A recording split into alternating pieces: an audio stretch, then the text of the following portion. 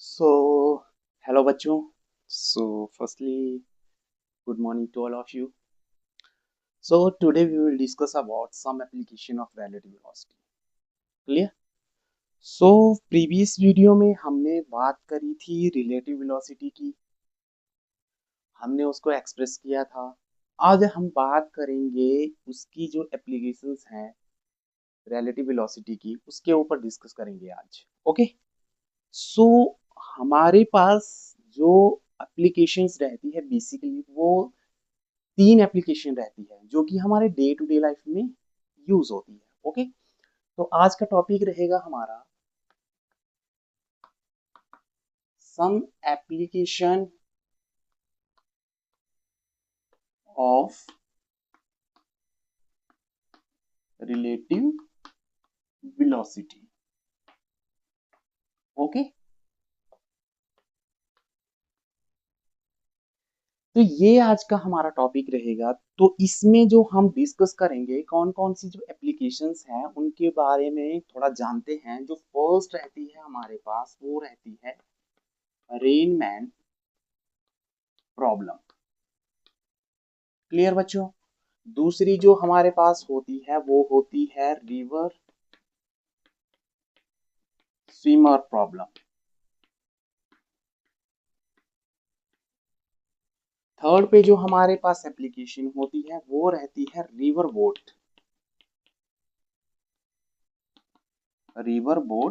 Problem. Clear. तो बच्चों ये जो हमारे पास 3 एप्लीकेशंस हैं ये हमारी जो लाइफ में डे टू डे लाइफ में ये बहुत यूज होती है. तो फर्स्टली अब हम इनको वन बाय वन करके डिस्कस करेंगे. जानेंगे कि जैसे कि हमारे पास रेनमैन प्रॉब्लम है वो क्या चीज होती है, ये इसका रिलेटिव वेलोसिटी का रेनमैन से क्या लेना देना है. तो चलिए अब शुरू करते हैं इसको. तो फर्स्ट हमारे पास एप्लीकेशन आती है रेनमैन.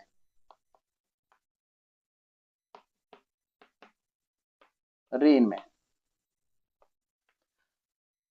तो बच्चों इसका जो मतलब एग्जामिनेशन में जिस तरीके से इसका क्वेश्चन पुट होता है वो मैं आपको स्क्रीनशॉट लगा दूंगा उसका वीडियो में. तो आपने वहां से क्वेश्चन को देख लेना है क्योंकि अगर मैं यहाँ क्वेश्चन को लिखने लगा तो वो बहुत लंबा चला जाएगा. तो इसलिए वहां पे मैं इसको स्क्रीनशॉट पे लगा दूंगा क्वेश्चन किस तरीके से बनता है रेनमैन प्रॉब्लम के लिए. ओके. तो अब हम बात करते हैं रेनमैन प्रॉब्लम की. तो सबसे पहले तो चलो इसको समझते हैं. यहाँ पे एक स्ट्रेट रोड है. क्लियर. तो स्ट्रेट रोड में क्या है, कोई एक पर्सन है जो कि स्ट्रेट रोड पे वॉक कर रहा है और उसके हाथ में एक अम्ब्रेला भी है. इस तरीके से एक अम्ब्रेला है. अब जो ये मूव कर रहा है ये मूव फॉरवर्ड आगे की तरफ मूव कर रहा है. कौन? जो पर्सन है. ओके. तो इसकी जो वेलोसिटी होगी that is V M vector, velocity of man. ठीक. अब यहाँ पे बात क्या हो रही है कि ऊपर से क्या लगी हुई है, बारिश लगी हुई है.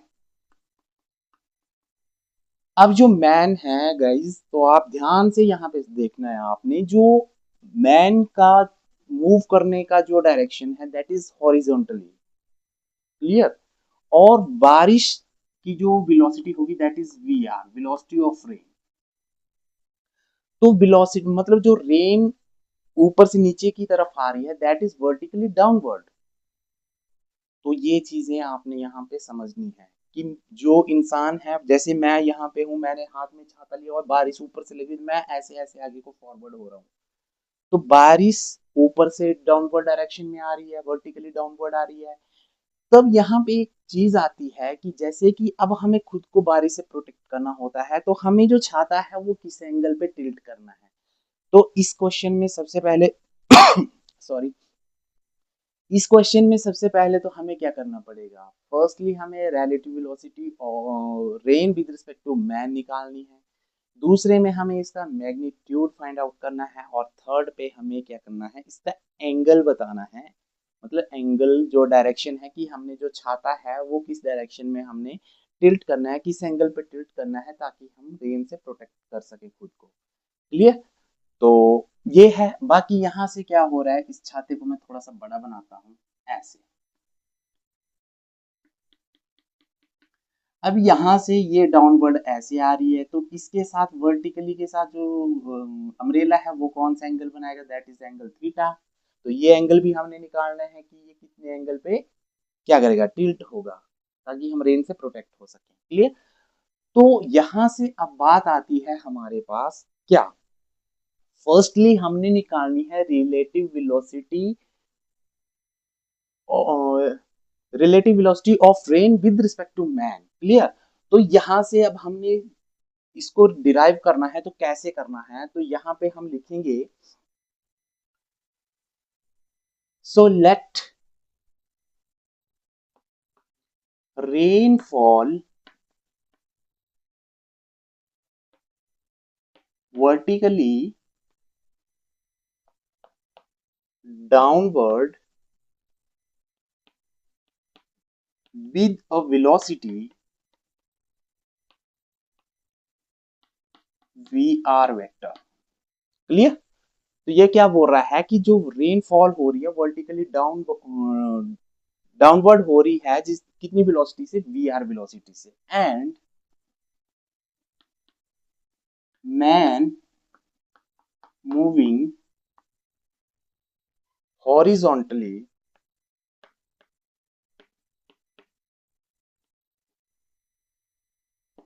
विद वेलोसिटी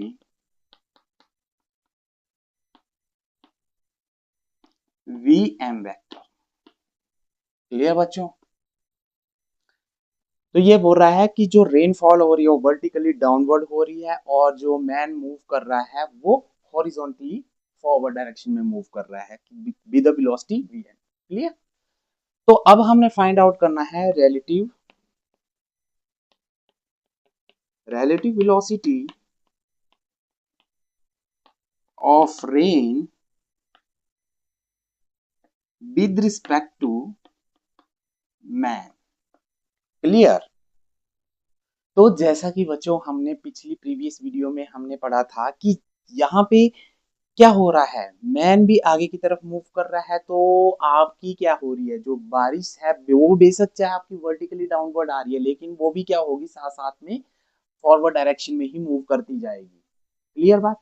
क्योंकि ये चीज हमने रिलेटिव वेलोसिटी में जब सिचुएशन की बात की थी, हमने वहां पे सीखी थी कि सिचुएशन में अगर डायरेक्शन हमारे पास सेम रहती है, अगर डायरेक्शन सेम रहती है ऑब्जेक्ट की, तो क्या होता है, तो जो हमारे पास रिलेटिव स्पीड होती है वो क्या होती है, और अगर डायरेक्शन अपोजिट होती है तब हमारे पास रिलेटिव स्पीड क्या रहती है। तो यही वही जो कॉन्सेप्ट था, वही जो फॉर्मूला था, वो यहाँ पे यूज होगा। वहां हम एक कार और एक, मतलब दो कार या कोई भी ऑब्जेक्ट लेके चल रहे थे, अब यहाँ पे स्पेशल केस है रेनमैन का। तो अब हमने रिलेटिव वेलोसिटी निकालनी है rain with respect to man. Clear. तो चलो अब इसको आगे सॉल्व करते हैं।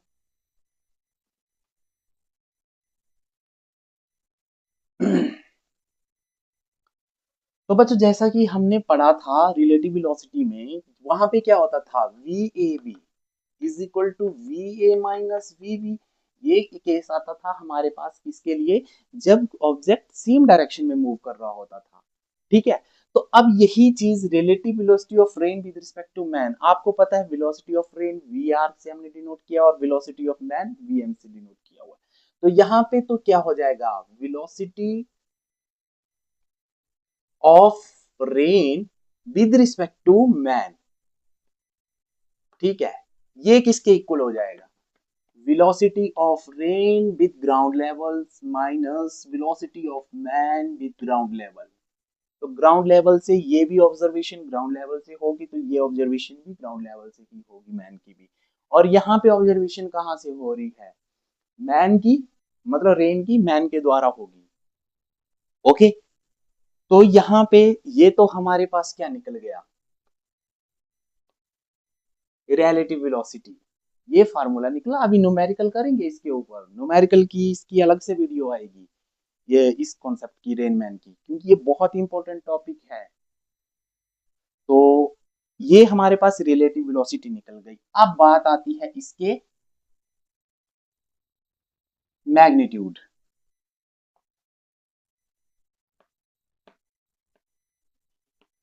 तो मैग्नीट्यूड की अगर बात करें हम, तो मैग्नीट्यूड का क्या हो जाएगा, तो इसमें देखो यहाँ पे बच्चों ये क्या हो गया हमारे पास, हॉरिजॉन्टली है मतलब ऐसे ऐसे जा रही है, तो यहाँ से एक, अगर अम्ब्रेला को हम ऐसे टिल्ट कर रहे हैं तो यहाँ पे एक ट्रायंगल फॉर्मेशन हो रही है। तो यहाँ पे सिंपली हमने क्या करना है, ये जो हमारे पास फॉर्मूला निकला है, रिलेटिव वेलोसिटी का जो फॉर्मूला निकला है, इसको हमने क्या करना है, इसमें आप पाइथागोरस जो थ्योरम है उसका यूज कर लो यहाँ पे, बाय यूजिंग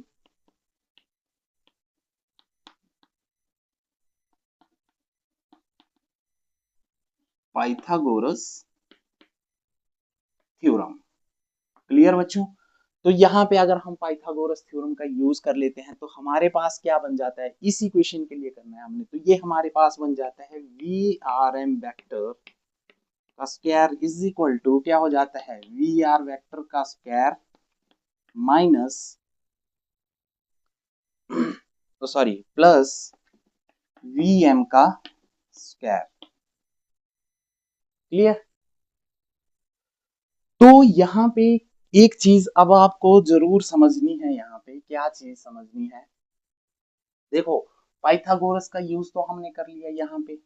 अब देखो जो वेलोसिटी ऑफ रेन है, अब यहाँ पे एक चीज आ रही है, जो रेन है ना वो वर्टिकली डाउनवर्ड क्या हो रही है, इस चीज को ध्यान से रखना कि बारिश वर्टिकली डाउनवर्ड नीचे की तरफ फॉल हो रही है। जब नीचे की तरफ फॉल हो रही है, अगर ये ऊपर की तरफ फॉल होती तब तो ये क्या होती, वर्टिकली अपवर्ड, मतलब आपका जो पूरी टर्म है, मतलब जो वी आर है वो आपकी किस में होनी थी, पॉजिटिव में रहनी थी, अगर वो अपवर्ड जाता, वर्टिकली अपवर्ड, यहाँ पे वर्टिकली डाउनवर्ड हो रही है, मतलब आपके पास क्या हो रही है, अपोजिट डायरेक्शन में आ रही है, ऊपर की तो वर्टिकली डाउनवर्ड, तो यहाँ पे क्या हो जाएगा, ये माइनस साइन लग जाएगा, किसके साथ, माइनस वी आर के साथ, क्योंकि ये नीचे की तरफ आ रही है। ठीक है? तो यहाँ पे ये चीज बहुत जरूरी थी समझना पाइथागोरस में, तो यहाँ पे क्या आ जाएगा, V R M vector square is equal to, अब यहाँ पे क्या आ जाएगा, minus V R vector plus V M vector का स्क्वायर। क्लियर? समझ आई बच्चों यहाँ पे ये क्या चीज हुई यहाँ पे, तो यहाँ से अगर हम वी आर एम वेक्टर का स्क्वायर निकालेंगे तो ये हो जाएगा वी आर,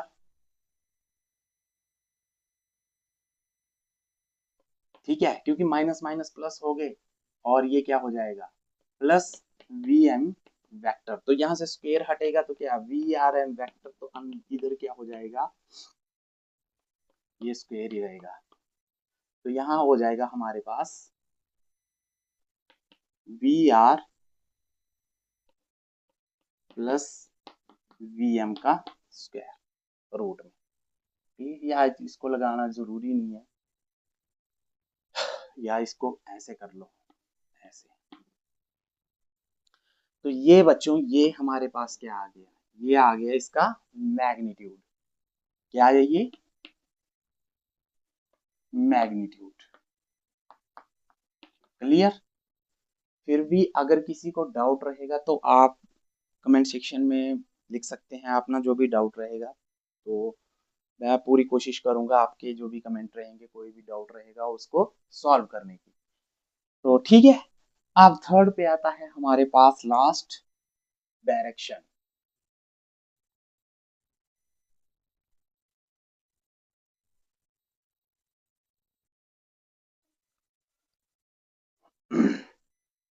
अब आती है डायरेक्शन।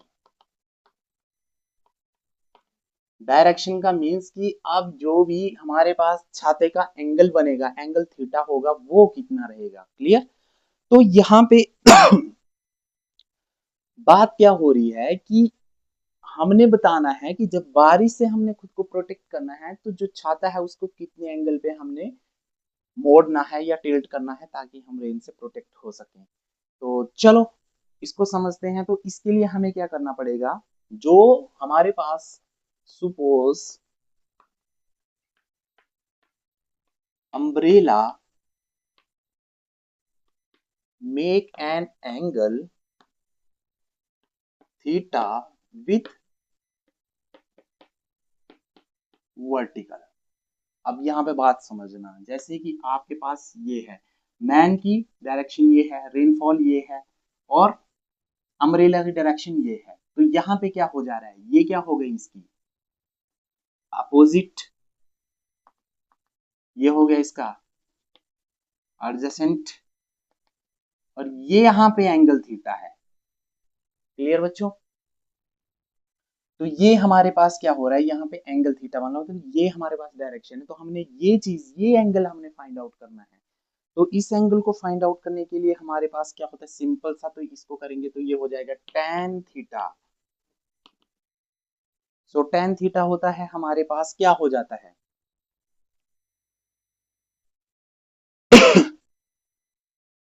सॉरी यहाँ पे मैंने उल्टा लिख दिया था, ये एडजेसेंट हुई और ये अपोजिट हुई।